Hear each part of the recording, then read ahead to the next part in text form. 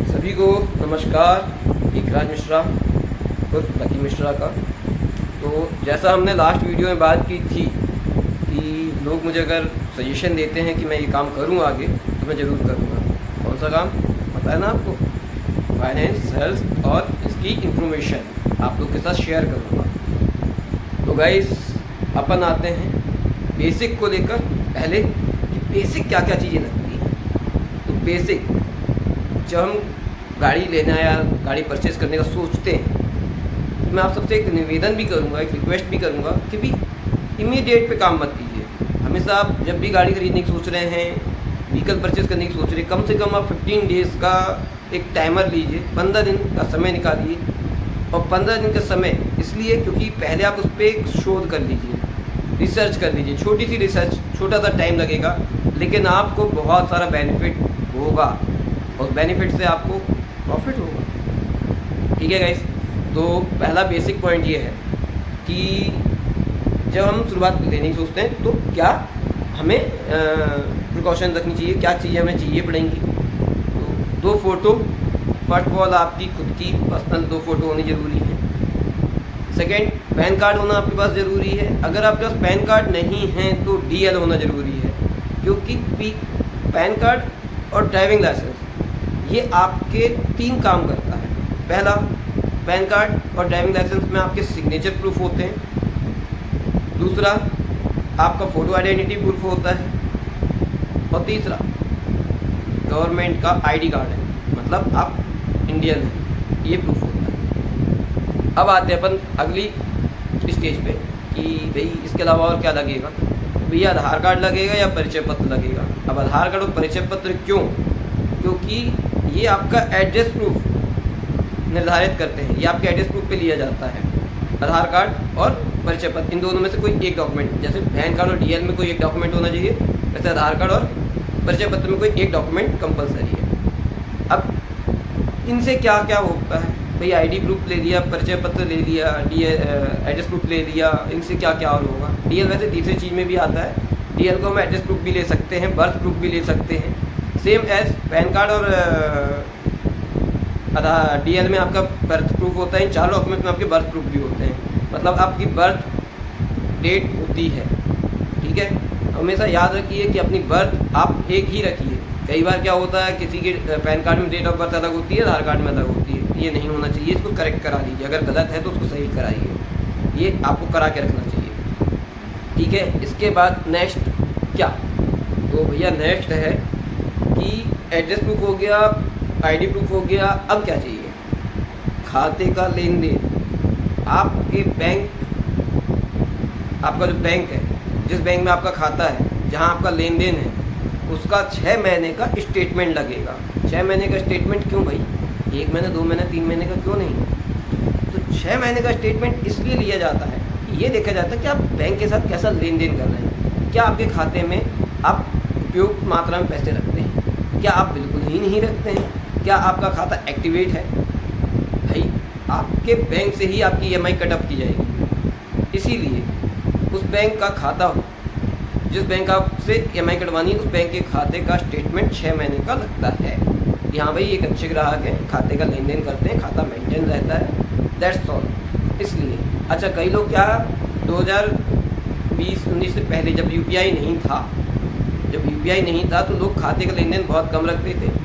तो जानकारी के लिए बता दूं मैं आपको कि खाते का लेन देन अच्छा रखना बहुत ज़रूरी है। इससे आपके ही बेनिफिट्स हैं। खाते से लेन देन करने से आपकी वेल्थ बढ़ती है बैंक में। और कई बार कई बैंक्स आपको ऑफ़र भी करते हैं कि भैया आप हमारे से ले लीजिए, तो बेनिफिट आपका है खाते में लेन देन करने से। तो 6 महीने का स्टेटमेंट आपको लगेगा। तो 6 महीने का स्टेटमेंट, 2 फ़ोटो, पैन कार्ड, आधार कार्ड, 6 महीने का बैंक स्टेटमेंट, ये डॉक्यूमेंट्स कंपलसरी हैं। चाहे आप किसी भी साइट से हो, चाहे आप एग्रीकल्चर से हो, चाहे आप बिजनेस प्रोफाइल हो, चाहे आप सेलेक्ट प्रोफाइल हो। ठीक, तो आपको 6 महीने का बैंक स्टेटमेंट लगेगा ही लगेगा। तो ये आप ध्यान से ज़रूर इसको रखें अपने पास, और फिर आगे की प्रोसेस मैं आपको बताता हूँ। अब ये डॉक्यूमेंट्स आपने अपने पास रख लिए। ठीक है, तो आपका बेसिक कंप्लीट हो गया। अब इसके बाद जो बचता है, इसी में आपका एक चीज़ और हो जाती है।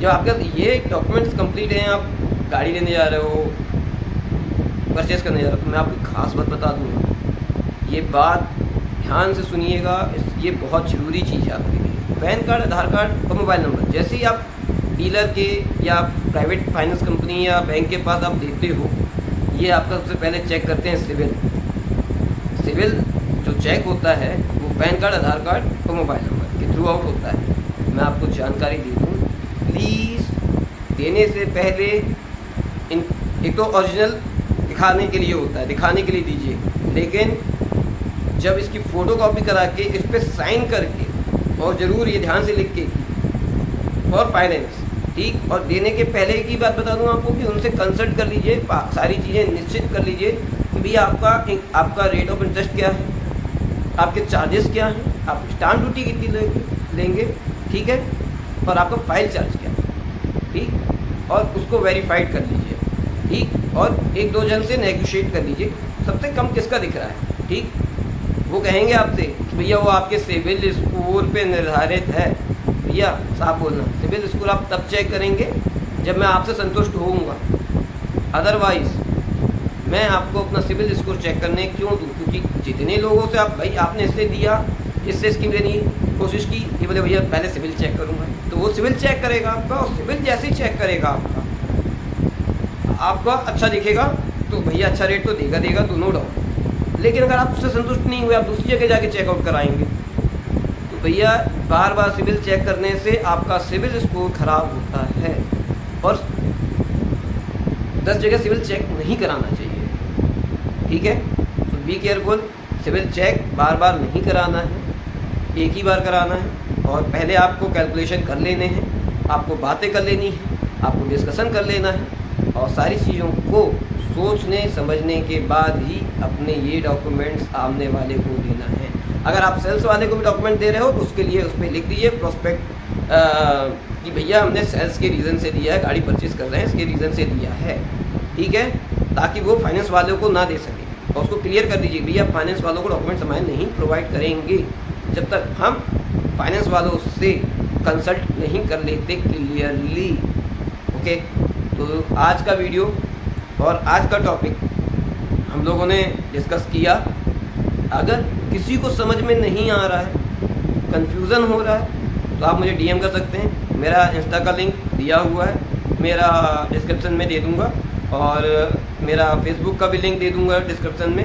सो गाइस, अगर आपको कोई भी कन्फ्यूज़न कहीं पे भी होता है, कहीं पे भी आपको लगता है कि यार मैं कंफ्यूज हो रहा हूँ, मैं समझ नहीं पा रहा हूँ, या कोई मुझे बना रहा है, तो डिस्कस विथ मी, मैं आपको गाइड कर दूंगा। और जो मुझसे हो सकता है, जितना मेरी मात्र बुद्धि में है, जितनी मेरी क्षमता है, उसके अनुसार मैं आपको गाइड कर दूंगा। बाकी चॉइस इज़ योर्स, मर्जी आपकी है। हाँ, एक दोस्त ना होने के नाते, एक फ्रेंड होने के नाते मैं आपकी इतनी हेल्प जरूर करूँगा। तो guys, thank you so much, आपने मुझे सुना, और आपका ओपिनियन इसके बेसिस पे मुझे ज़रूर बताइएगा कि मेरा वीडियो कैसा रहा। और मेरे चैनल को सब्सक्राइब कर लीजिएगा, और सब्सक्राइब करने के साथ साथ लाइक, कमेंट और दूसरों को शेयर, ताकि उनको भी जानकारी मिले, ठीक है।